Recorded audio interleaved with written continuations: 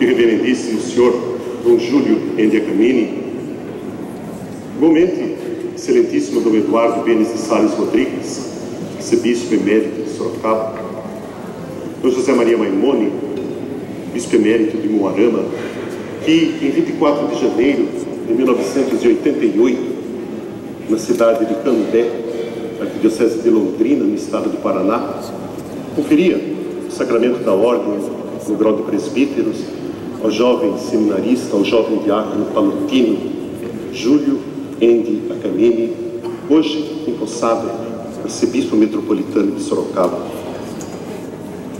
Dom Ayrton José dos Santos, arcebispo metropolitano de Campinas. Dom João Bosco, bispo diocesano de Osasco. Dom Devair Araújo da Fonseca, bispo da Brasilândia em São Paulo. Dom Gorgônio Alves da Encarnação Neto, bispo de Itapetininga. Dom Fernando Mazon, bispo de Piracicaba. Dom Edgar Xavier, bispo diocesano de Francisco Beltrão, Paraná, palutino como Dom Júlio. Dom Vicente Costa, bispo de Jundiaí. Dom João Justino Medeiros Silva, na última quarta-feira nomeado arcebispo coadjutor de Montes Claros. E meu querido Dom Matias Tolentino Braga, abade do Mosteiro de São Bento de São Paulo. Dom José Maria Maimone, Dom José Moreira de Melo, bispo emérito de Itapeva. Dom João Maria Messi, bispo de emérito de Barra do Piraí, Volta Redonda, no Rio de Janeiro. Dom Altieri, arcebispo emérito de Passo Fundo. Dom José Luiz Bertranha, bispo de Registro. Meu querido contemporâneo de seminário, Dom Pedro Carlos Cipollini, bispo de Santo André. Igualmente, querido Dom Sérgio Francisco Colombo, bispo de Bragança Paulista, meu colega de seminário. Dom Luiz Gonzaga Fecchio, bispo de Amparo. E Dom Joaquim Vladimir, bispo de Colatina, no Espírito Santo. Os irmãos presbíteros, irmãos presbitérios de Sorocaba, professor do Padre Hernani, nosso decano, saúdo e abraço a cada um de vocês. Os irmãos e irmãs, padres, visitantes, das mais diversas dioceses, São Paulo, Itapetininga, Itapeva, Jundiaí e outras tantas dioceses que estão presentes entre nós. Seminaristas, e de uma maneira muito especial, a minha saudação aos diáconos de nossa arquidiocese e de outras dioceses, ao me lembrar saudoso do diácono Pedro Damas de Carvalho, que até poucos dias esteve aqui conosco rezando, falecido nesta noite. Saúdo e abraço a cada um de vocês, suas esposas e seus familiares. Na pessoa do padre José Elias Fatu, provincial da Sociedade do Apostolado Católico, saúdo todos os religiosos. Na pessoa da madre Maria Ângela de Jesus Osta, abadesa do Mosteiro da Imaculada Conceição de Santa Clara, saúde das religiosas. As autoridades presentes, a pessoa do prefeito José Antônio Caldini Crespo, e sua esposa Dona Lília, do vereador pastor Luiz Santos, o diretor do Fórum da 10ª Região Administrativa, Dr. Hugo Leandro Maranzano, e sua esposa Patrícia. Saúdo todas as autoridades aqui presentes dos três poderes e das mais diversas esferas. O povo de Deus, aqui na Catedral Metropolitana, rezando conosco nesta manhã. O povo de Deus, que aqui representa toda a arquidiocese, todos os irmãos e irmãs, que pelas imagens da Rede Vida de televisão, conosco reza por todo o território nacional. Igualmente, os ouvintes da Rádio Cantate e da Rádio Porto Felicense. Injusto seria eu se não falasse aos senhores sobre esta cidade, ainda que de maneira muito rápida, porque o tempo assim exige. Assim como procurei falar em nome de cada um dos senhores, todos gostaria de dizer o nome de todos os senhores.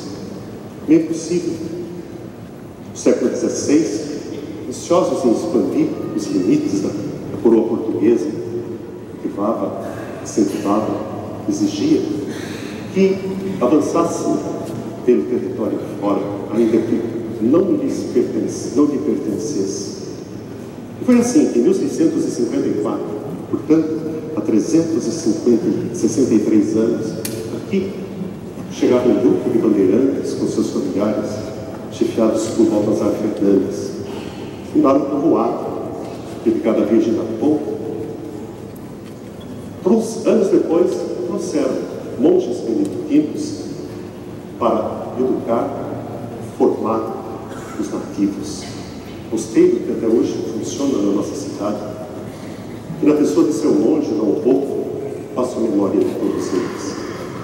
De pequenina filha de moares, fruteiros, a grande produtora de laranjas, os melhores da indústria têxtil e centro ferroviário, da diversificação do parque industrial ocorrido sobretudo na segunda metade do século XX, hoje moderno, centro tecnológico, a nona economia do estado de São Paulo, que junto com outras metrópoles formam muito conglomerado mega metropolitano da América Latina, somando com as outras cidades mais de 30 milhões de habitantes. Sua população laboriosa, 650 mil, das mais diversas origens. Entre essas origens, os japoneses. Essa cidade, Dom Júlio, senhores bispos, senhores arcebispos, uma cidade mariana, pois Baltazar Fernandes trouxe o seu coração, sua devoção filial à Mãe de Jesus, sob o título da Senhora da Ponte de Lima, portuguesa. E neste ano que o Brasil celebra alegre o jubileu dos 300 anos do encontro da imagem de Menina de Aparecida, no Rio Paraíba, essa cidade tem a alegria, a honra de sediar a primeira igreja dedicada a Nossa Senhora Aparecida, fora de Aparecida. Na segunda metade do século XVIII, quando ainda lá começava a nascer a devoção à Virgem da Imaculada Conceição, que apareceu, tropeiros trouxeram a pequenina imagem aqui, no primeiro altar, à minha direita, para avisar no alto da montanha por onde passava. No ano de 1782, Dom Manuel da Ressurreição, então bispo de São Paulo, autorizou que se celebrasse missa na capela de Nossa Senhora Aparecida do Pirajibu do Meio. E assim se fez. Porque no século XIX, em sua metade, já se tem notícia de uma grande romaria ou de uma grande festa no Pirajibu do Meio, que deu origem às grandes romarias anuais. 16 quilômetros, 2 vezes ao ano, o povo percorre esta distância cheio de fé. É a maior manifestação religiosa, cultural do povo sorocabano. Dom Júlio, um povo laborioso, mas também um povo santo, que viveram santos, uma multidão incalculável. Faço memória de todos eles, da pessoa de Santo Antônio de Santana Galvão, que aqui, em 1811, viveu. Fundou o Mosteiro da Imaculada Conceição de Santa Clara, que abriga até hoje as monjas concepcionistas franciscanas de Santa Beatriz da Silva, dos Altos do Cerrado, as mesmas que habitam o Mosteiro da Luz em São Paulo. No século XX, essa cidade tinha um sonho: ser diocese, ter um bispo dela residente. Posso imaginar que em 1908 o povo sorocabano teve uma certa frustração, porque foram criadas 5 dioceses do estado de São Paulo pelo Papa Pio X, com sede nas cidades de Campinas, Botucatu, Campinas, Ribeirão Preto, São Carlos e Taubaté. Em 1918, o sonho nunca foi abandonado. A pequenina igreja matriz foi fechada para uma grande reforma, tornar-se catedral. O que aconteceu em 4 de julho de 1924, quando o Papa Pio XI, pela bula Ubi Presumis, criou 2 dioceses do estado de São Paulo, uma para o litoral, Santos, e a outra para a região sul do estado, Pobre, conhecido ramal da Fome. Mensa estendia-se até as barrancas do rio Paranapanema. Aqui, de 1º de janeiro, chegou Dom José Carlos Aguirre, procedente de Bragança Paulista, Dom Sérgio.